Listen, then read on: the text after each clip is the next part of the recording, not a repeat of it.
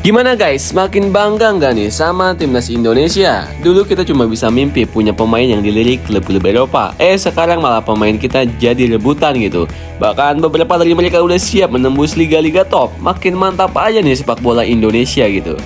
Lihat aja Kevin Dix yang musim depan bakal main di Bundesliga. Dari Belanda, dia siap menjajal atmosfer kerasnya Liga Jerman. Bisa jadi dia bosan main di liga yang adem. Sekarang mau coba tantangan baru di Bundesliga yang terkenal dengan pressing ketat. Dengan fisik dan permainan yang solid, bukan nggak mungkin nih Bang Kevin bakal jadi andalan di lini belakang klub barunya. Terus ada juga Jay Ijes yang masuk radar-radar tim besar di Serie A. Ya mungkin klub-klub Italia mulai sadar, anak ini kok makin jago ya. Siapa tahu sebentar lagi kita bisa lihat Jay ngejegal striker bintang Italia. Kalau udah begini tinggal nunggu waktu aja sampai ada berita Jay Ijes resmi gabung AC Milan atau Jay Ijes jadi tembok kuat Juventus. Keren banget kan cuy gitu. Tapi tunggu dulu guys, belum selesai. Maes Hilgers juga masih terus dipantau oleh tim-tim luar Belanda. Tapi yang pasti performa Maes nggak main-main coy. Sebagai bek tengah dia punya kemampuan membaca permainan yang bagus. Kalau ada klub besar Eropa yang akhirnya berani ngeboyong dia, siap-siap aja makin banyak pemain kita yang bersinar di luar negeri. Nah sekarang mari kita bahas Kelvin Verdonk, si fullback kalem yang tiba-tiba jadi buah bibir para pengamat di Belanda. Ya, bukan rahasia lagi kalau Kelvin ingin menantang dirinya untuk main di liga yang lebih kompetitif seperti La Liga atau bahkan Bundesliga. Maklum aja gitu, setelah cukup lama main di Eredivisie, dia merasa perlu naik level dan membuktikan bahwa dirinya bisa bersaing di pentas yang lebih besar. Keinginan Kelvin ini ternyata nggak main-main cuy. Beberapa tim Bundesliga udah mulai meliriknya, terutama setelah penampilan yang konsisten bareng NEC Nijmegen. Tapi mantan pemain timnas Belanda Rafael van der Vaart punya pendapat lain nih dalam wawancara dengan Forzanek. Van der Vaart menyarankan Kelvin untuk tetap di Belanda dan bergabung dengan klub besar seperti PSV. Buat apa jauh-jauh ke luar negeri kalau di sini masih bisa bersaing di level top gitu? Kira-kira begitu pikirannya. Menariknya, PSV pun siap menjadikan Kelvin sebagai target utama. Kalau Kelvin beneran gabung PSV, dia bisa main di Liga Champions loh. Tapi masalahnya, Kelvin sendiri masih galau gitu. Apakah dia akan bertahan di Belanda atau justru mengambil tantangan baru di liga lain? Sebagai fullback, Kelvin Verdonk memang paket komplit gitu. Dia jago bertahan, serangan baiknya tajam, dan umpannya akurat. Bahkan waktu dia membela NEC Nijmegen melawan PSV, dia sempat bikin winger PSV dan timnas Belgia, Johan Bakayoko, jadi kesulitan. Kalau bisa bikin pemain timnas Belgia kelimpungan, tandanya dia bukan sembarang pemain kan? Di laga yang terakhir, 3-3, Kelvin memang tampil solid, bahkan nyaris mencetak gol indah. Makanya Van der Vaart makin yakin kalau Kelvin lebih baik bertahan di Belanda dan gabung ke PSV, klub yang sudah langganan main di UCL gitu. Tapi di sisi lain, Kelvin juga sadar bahwa kalau tetap di Eredivisie, dia akan terus menghadapi lawan-lawan yang sama aja gitu.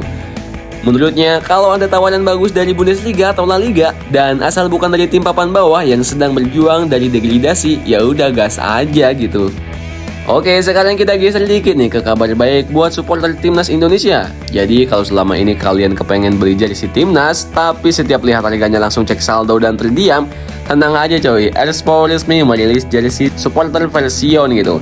Buat kalian yang pengen tampil keren saat nonton timnas tapi tetap hemat, ini dia harganya coy. Lengan pendek 200.000, lengan panjang 279.000. Murah meriah, tetapi tetap punya desain yang elegan dan keren gitu. Ya meskipun ada perbedaan dari segi bahan dan detail dibandingkan player isu, tapi tetap worth it sih buat dipakai gitu.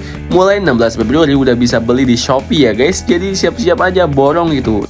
Sekarang mari kita lihat secara keseluruhan. Timnas Indonesia makin berkembang dengan pemain-pemain yang mencuri perhatian Eropa. Gimana nggak bangga coba? Kevin Dix ke Bundesliga, Jay Ijes di Inter tim Serie A, Maes Hilgers masih dipantau tim luar Belanda, Kelvin Verdonk jadi rebutan PSV dan klub-klub Bundesliga gitu. Belum lagi dengan manuver PSSI yang masih berburu pemain diaspora lain buat memperkuat skuad.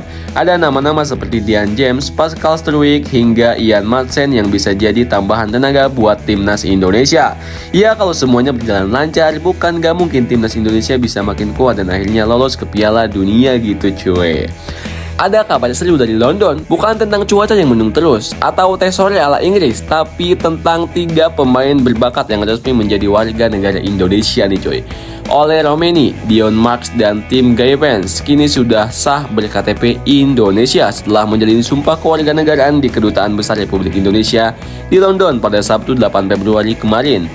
Momen sakral itu menandai langkah besar mereka untuk membela merah putih di level internasional gitu. Garuda senior dan junior sekarang punya tambahan yang segar, dan jangan salah, mereka bukan sekedar pelengkap, tapi calon bintang yang siap menggebrak gitu.